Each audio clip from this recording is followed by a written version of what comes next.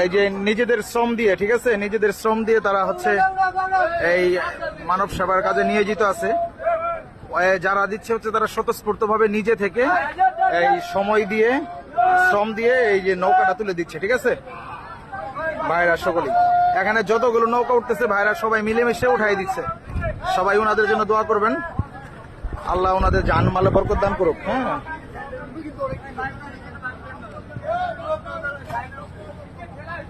আমরা আজকে একটা নৌকা নিয়ে যাব। একটা নৌকা নিয়ে যাওয়ার পরে ওখানে অবস্থান বুঝে যদি হয় তাহলে এই সাইজের নৌকা নিব, তা না হলে এর চেয়ে বড় নিব। আমরা ওখানে যাই, পরিস্থিতি দেখি, তারপর ইনশাল্লাহ ওই পরিস্থিতি বুঝে কাজ করবেন। দোয়া করবেন সবাই, ইনশাল্লাহ যার যার মতো করে চেষ্টা করতেছে, কাজ করতেছে। আলহামদুলিল্লাহ, এভাবে আমরা একত্রে থাকতে চাই বাংলাদেশ সবাই।